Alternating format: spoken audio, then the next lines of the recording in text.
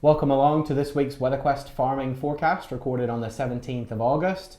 A lot of farmers been ringing in over the last week or two, obviously in the thick of it as far as the harvest goes, and there's been a lot of questions about rainfall, so that's where we're going to start this week's forecast, looking back over the last 7 or 8 days at the rainfall that's fallen according to the radar compared to what the average is for that 8-day period. So what you're seeing here in the browns and the reds is below average rainfall, and the blues and whites, the blues above average, whites near average. And you can see across much of eastern England and into northern parts of East Anglia, we have seen below average amounts of rainfall over the last 7 or 8 days. In fact, a few areas not recording any rain at all during that period, and a little bit wetter down in southeastern England in places. So in general, we have been below average for the month of August so far. We're looking specifically here at East Anglia. Rainfall slightly below average so far this month. Looks like we're running at about 45% of what we would expect to see so far this month, and we've through about 55% of the month, so a little bit down there. In general, we've had about 25 millimeters of rain when you average all the weather stations across East Anglia, but it has been a little bit wetter across southern areas, so particularly down at Riddle and Essex. We've seen 47 millimeters of rain so far in August there. That's the wettest station in the region.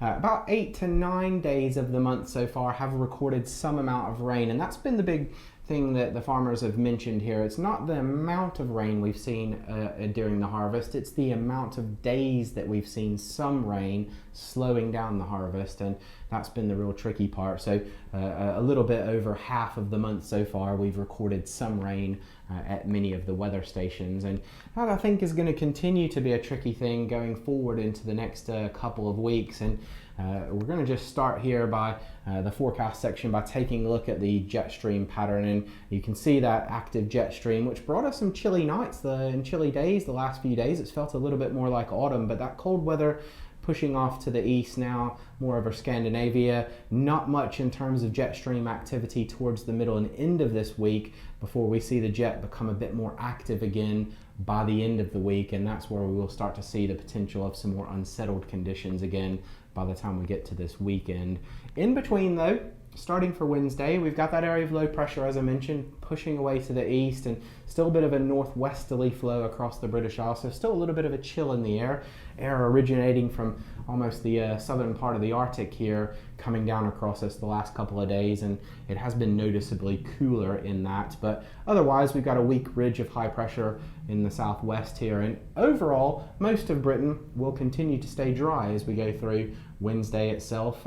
Small chance of a shower in a few places, but apart from southwestern parts of Ireland, I think many of us staying dry through Wednesday, and probably for a lot of Thursday too, although there will be a weak weather front right across sort of southern and central parts of England for a time that could bring a few spots of rain. So this is another one of those annoying days where many places stay dry, but some small amounts of rain may just dampen the ground down a little bit at times on Thursday. You can see a real lack of isobars in the pattern here though, so a very weak pressure pattern over the next couple of days, and that will linger into Friday too. And there's the boundary of what's left of that front, probably bringing some cloud to southern England, maybe an odd isolated shower getting triggered in the heating of the day, but again, most places dry. So I think Wednesday, Thursday, Friday looking fairly settled, if not rather cloudy with an odd isolated shower. And then by the time we get to Friday, this area of low pressure in the Atlantic will have slowly worked its way closer to the British Isles, starts to push a front into western areas. So if you're farming in West Wales, for example, and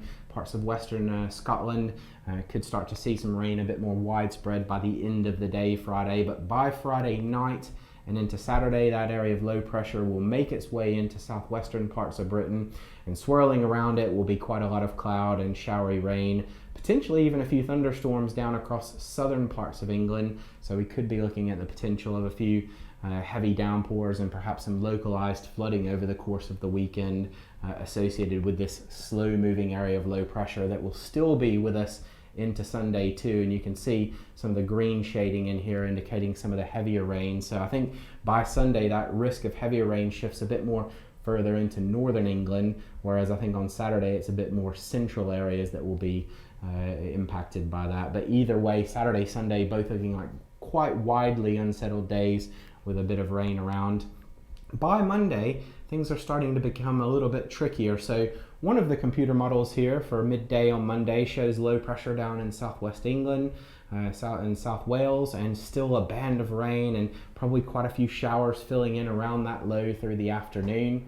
Another model solution though pushes that low on away to the east, gets us back into a bit of a northerly, a bit of a cooler flow, but certainly dries out many areas as we start to go into the first part of next week, particularly Western Britain. We may still see a few showers lingering down the east coast and into East Anglia through the first part of next week, but this is the favored solution at the moment, where we move this low on a little bit, we start to get back into something a bit more settled. But again, I think eastern areas may take a little bit longer to do that, whereas the more favored areas for sunshine and drier weather, I think, cross western parts of Britain and into Ireland.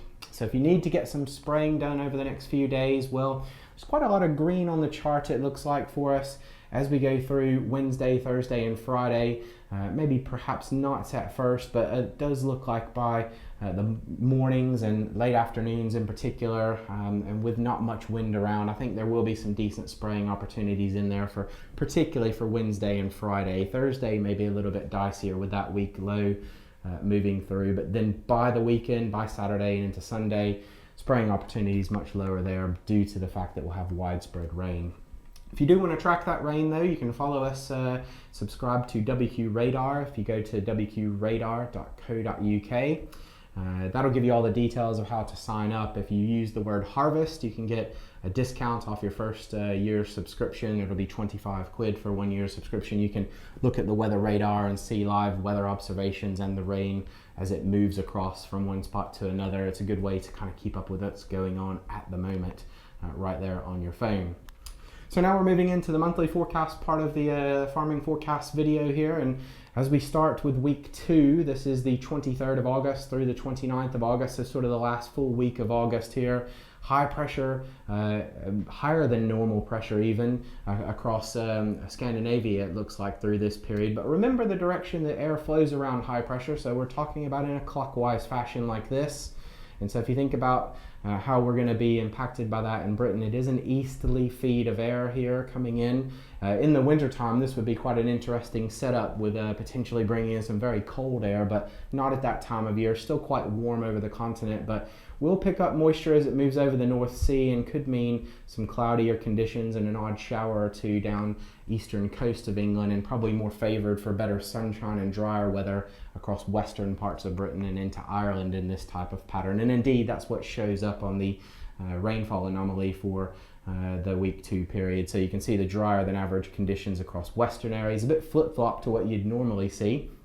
And then we'll see these nearer or maybe even slightly wetter than average conditions along the eastern coast, where we could see a few showers and some low cloud and spots of rain streaming in on that easterly feed. And also warmest conditions as well going to be in those western areas too, where the air is forced up over the higher ground, and as it moves down the other side of it, warming up quite nicely. So it could be some Fern effect type warm days across western parts of Britain as we go through the last week of August too.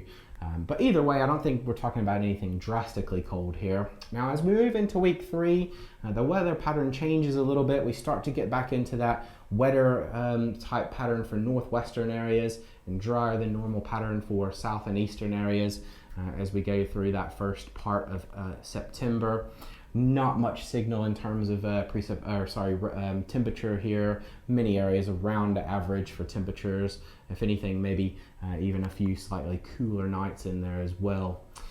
By week 4, not much change in terms of the temperature part, so I haven't included that map, but what we do see is some above average rainfall back into western parts of Britain here. So kind of highlighting a more sort of west-east split to the conditions, I think, as we go into the first part of September. And it does look like eastern areas will have some drier days through that period. So as the harvest drags on towards the end, I think we will see a little bit of dry conditions at times, but still on a bit of a changeable pattern, a more Atlantic dominated pattern as we go into that first part of September. So here it all is in a table view, where we see eastern Scotland up at the top here, and then moving down southwards into southern England down at the bottom, and eastern England. So you can see the locations for each row up the side here. And what we see really over the next few days is that change into something a little bit more unsettled and wetter as we go through the weekend period, but then back to something which looks a little bit drier by the middle of the next week. So that's good news for the harvest, I think, by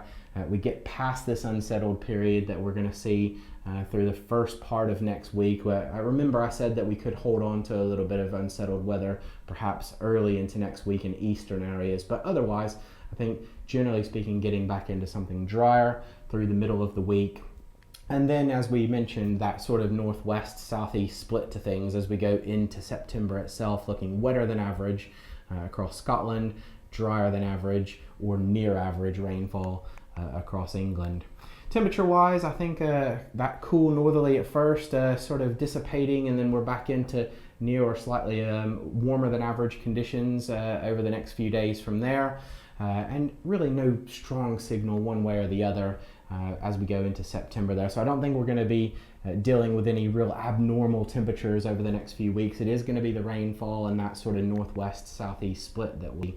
So that's the overview. A weak pressure pattern at first, not a lot of wind around. There'll be some dry spells, particularly Wednesday, Thursday, Friday. And then we see that turn to more unsettled conditions over the weekend, particularly Saturday, Sunday, and perhaps into Monday and Tuesday across eastern parts of England there.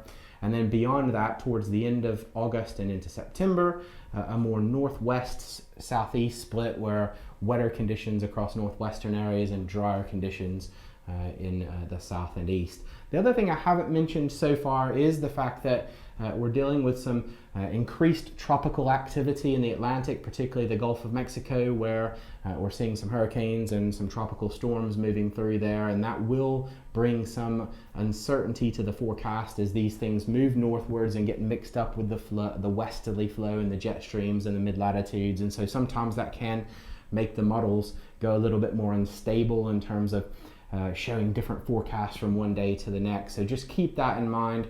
Over the next week or two, could see a little bit higher variability in the forecast due to this uncertainty with the tropical weather.